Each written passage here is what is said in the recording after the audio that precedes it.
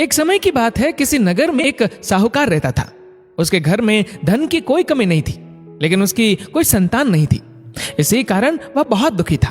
पुत्र प्राप्ति के लिए वह प्रत्येक सोमवार व्रत रखता था और पूरी श्रद्धा के साथ शिव मंदिर जाकर भगवान शिव और पार्वती जी की पूजा करता था। उसकी भक्ति देखकर एक दिन मां पार्वती प्रसन्न हो गई और भगवान शिव से उस साहूकार की मनोकामना पूर्ण करने का आग्रह किया। पार्वती जी की इच्छा सुनकर भगवान शिव ने कहा कि हे पार्वती, इस संसार में हर प्राणी को उसके कर्मों का फल मिलता है और जिसके भाग्य में जो हो उसे भोगना ही पड़ता है। लेकिन पार्वती जी ने साहूकार की भक्ति का मान रखने के लिए उसकी मनोकामना पूर्ण करने की इच्छा जताई।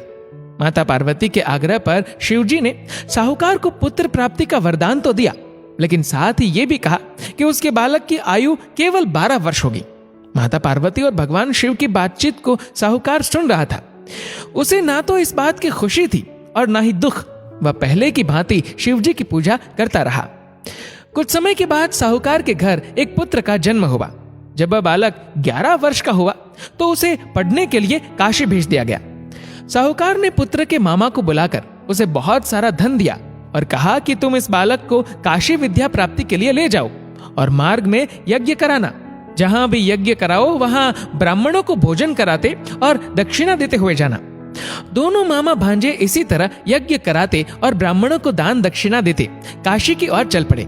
रात में एक नगर पड़ा जहां नगर के राजा की कन्या का विवाह था, लेकिन जिस राजकुमार से उसका विवाह होने वाला था वह एक आंख से काना था। राजकुमार के पिता ने अपने पुत्र के काना होने की बात को छुपाने के लिए एक चाल सोची। साहूकार के पुत्र को देखकर उसके मन में एक विचार आया। उसने सोचा, क्यों न इस लड़के को दूल्हा बनाकर राजकुमारी से विवाह करा दूं। विवाह के बाद इसको धन देकर विदा कर दूंगा और राजकुमारी को अपने नगर ले जाऊंगा। लड़के को दूल्हे के वस्त्र पहनाकर राजकुमारी से विवाह कर दिया गया। लेकिन साहूकार का पुत्र ईमानदार था। उसे यह बात न्याय संगत नहीं लगी। उसने अवसर पाकर राजकुमारी की चुन्नी के पल्ले पर लिखा कि तुम्हारा विवाह तो मेरे साथ हुआ है, लेकिन जिस राजकुमार के संग तुम्हें भेजा जाएगा वह एक आंख से काना है। मैं तो काशी पढ़ने जा रहा हूं। जब राजकुमारी ने चुन्नी पर लिखी बातें पढ़ी तो उसने अपने माता पिता को यह बात बताई। राजा ने अपनी पुत्री को विदा नहीं किया, जिससे बारात वापस चली गई। दूसरी ओर साहूकार का लड़का और उसका मामा काशी पहुंचे और वहां जाकर उन्होंने यज्ञ किया। जिस दिन लड़के की आयु 12 साल की हुई उसी दिन यज्ञ रखा गया।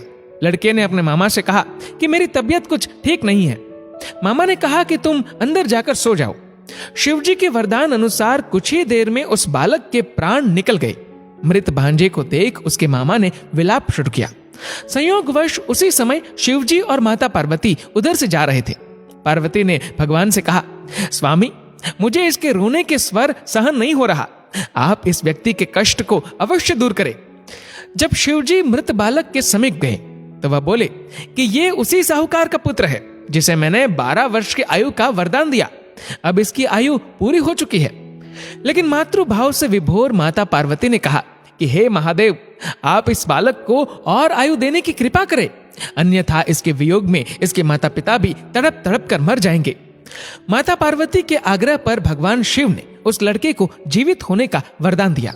शिव जी की कृपा से वह लड़का जीवित हो गया। शिक्षा समाप्त करके लड़का मामा के साथ अपने नगर की ओर चल दिया। दोनों चलते हुए उसी नगर में पहुंचे जहां उसका विवाह हुआ था। उस नगर में भी उन्होंने यज्ञ का आयोजन किया।